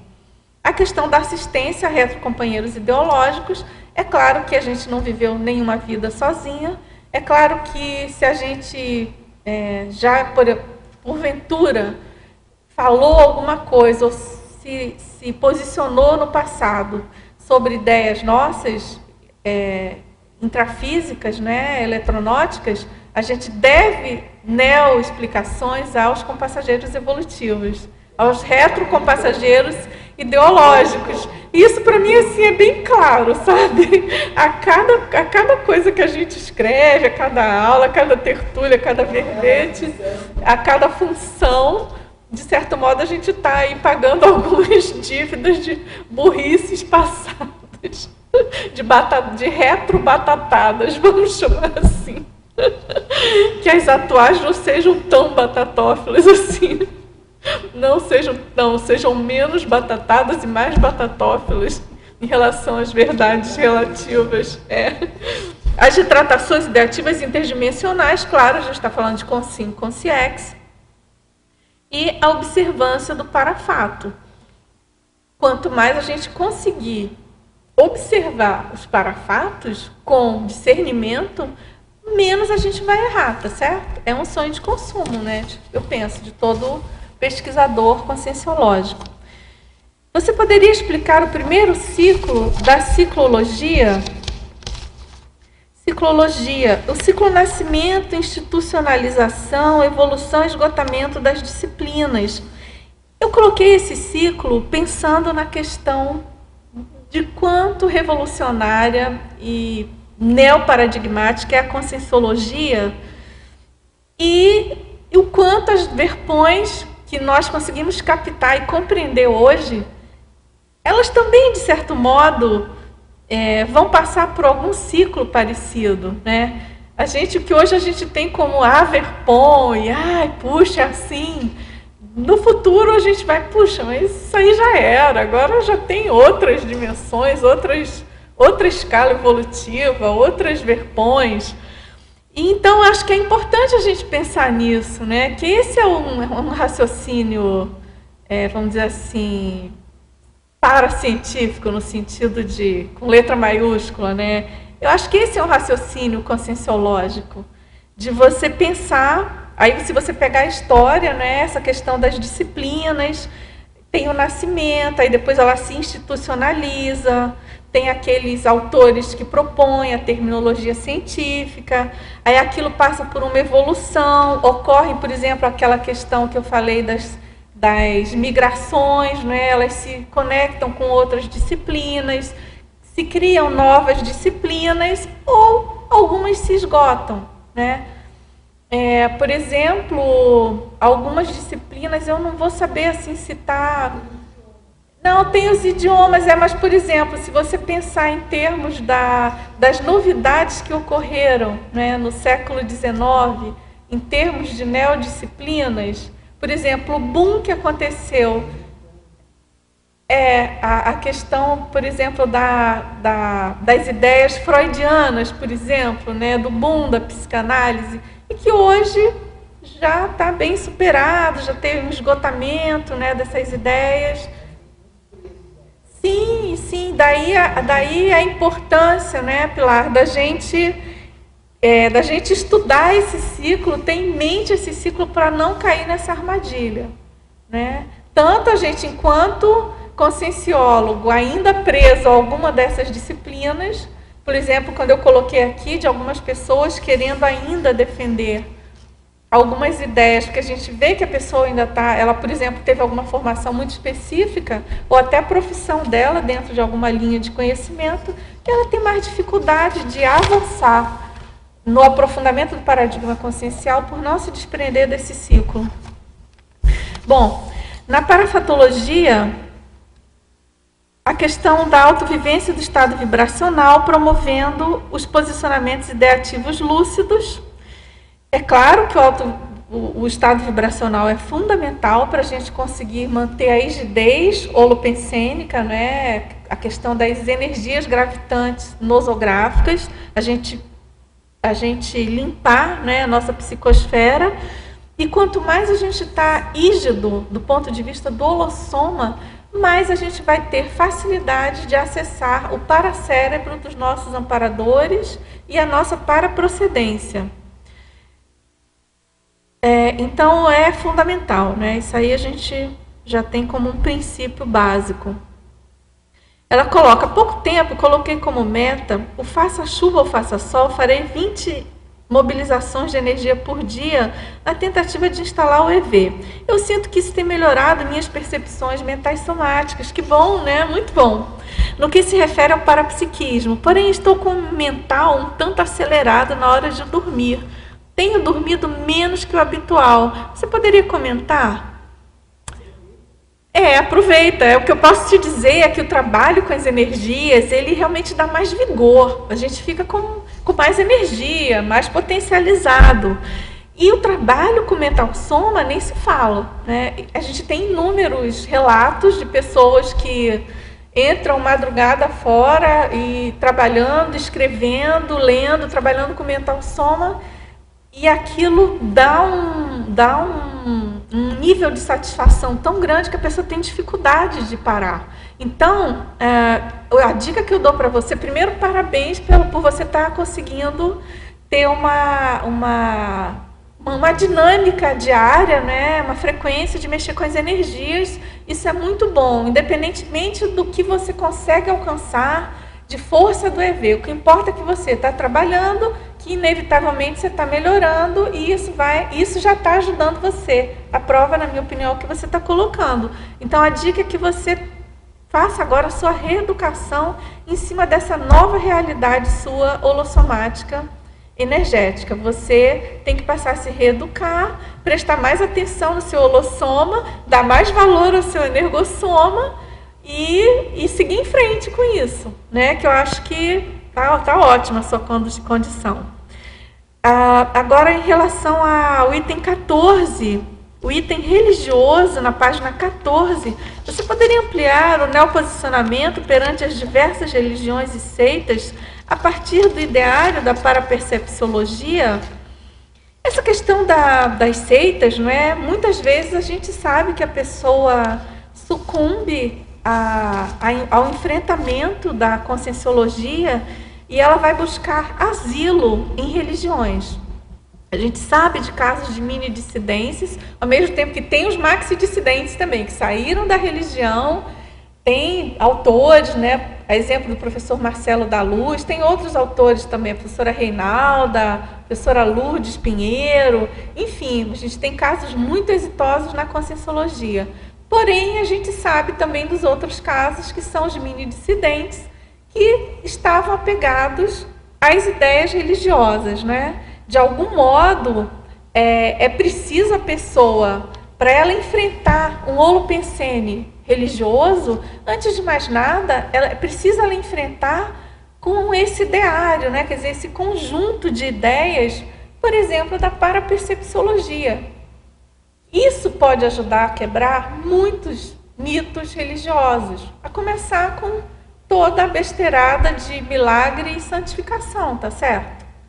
Assim, quando eu escrevi, né, o Autoconsciência e Multidimensionalidade, eu escrevi, eu fiz umas correlações, sabe, do paradigma místico-religioso, do paradigma do holopensene conscienciológico, que é justamente essa questão das abordagens, né, dos mitos, das religiões, como político também. E está tudo muito ligado, né? Poder e religião eu fiz Então, é isso. Você aí, teletertuliana, então a gente ficar atento que o neoposicionamento perante as diversas seitas e religiões, a proposta, que a minha sugestão, é só uma sugestão, é claro, que é essa questão do posicionamento, da abordagem a partir das ideias das parapercepções, tá certo? Só acrescentando aqui também, porque o que é a religião? Né? A religião é aquele negócio que ela trabalha com o medo e com a punição. Então, as igrejas, principalmente a igreja católica, a igreja evangélica, né? Elas trabalham com esse negócio do medo e da punição. E aí a gente vem dessa realidade religiosa, um país, né, que se diz que não tem religião, né? Laico, mas tem feriados religiosos, né? então a gente é criado nessa realidade religiosa. E aí surge, por exemplo, uma religião que é mais científica, que é o espiritismo. Tá, mas aí eles acabam criando, por exemplo, o kardecolatria, né? Ou chicolatria. Aí não resolve, e né? aí A gente só o Chico está resolve. certo, só o Kardec está certo. Não, e a gente tem que ampliar isso aí. A gente tem que ver que eles também cometeram erros, né? Então, a Conscienciologia pode ser que tenha erros? Pode, claro. Entendeu? Então, a gente tem que saber ampliar esses horizontes, entendeu? Não ficar só nessa monovisão. Isso mesmo, muito bem. Pessoal, nosso tempo está esgotado. Eu agradeço muito a participação de todos vocês, teletertulianos, das perguntas recebidas, a participação de vocês, tertulianos, aqui presentes. E a gente conta aí com a participação de todos, né? Como a gente sempre coloca aqui, é muito importante as perguntas feitas pelos teletertulianos, em especial, para o enriquecimento aqui dos nossos debates, né? Então, eu passo a palavra aqui para os nossos anúncios tarísticos. Obrigada, professora Dulce. Pontuações da tertúlia de hoje. Nós tivemos 13 assinaturas no livro de presença, 13 perguntas presenciais e 32 perguntas online. Hoje nós teremos os seguintes recados. A Nilma sobre acoplamentário e o Cláudio sobre o curso Amizades Evolutivas. Boa tarde. Falta apenas 3 dias para o curso acoplamentário, que ocorre de 21 a 23 de fevereiro. O curso acoplamentário oferece campo propício para identificar e desenvolver potencialidades parapsíquicas. Aproveite essa oportunidade e dê mais alguns passos na sua evolução. São epicons Mabel Teles, Marcelo Silva e Amin Lascani. As inscrições são feitas na recepção do CAEC ou pelo telefone 3525-2652. A equipe do acoplamentário espera por você. Obrigada. Olá. Qual a qualidade das suas companhias? São sadias ou patológicas? A CIP convida todos os interessados para o curso Amizades Evolutivas, com o professor Leonardo Schneider, que acontece agora no dia 23 de fevereiro, domingo. O curso inicia às 8h30 da manhã e vai até às 18h30, com intervalo para a tertúlia. O curso vai acontecer no auditório da Associação Internacional de Parapsiquismo Interassistencial, a ACIP. Maiores informações, 45-2102-1421. Liguem preferencialmente depois da tertúlia, às 15 horas. Boa tarde a todos. E vamos agora... Deixa eu aguardar um momentinho. Tertúlia de amanhã.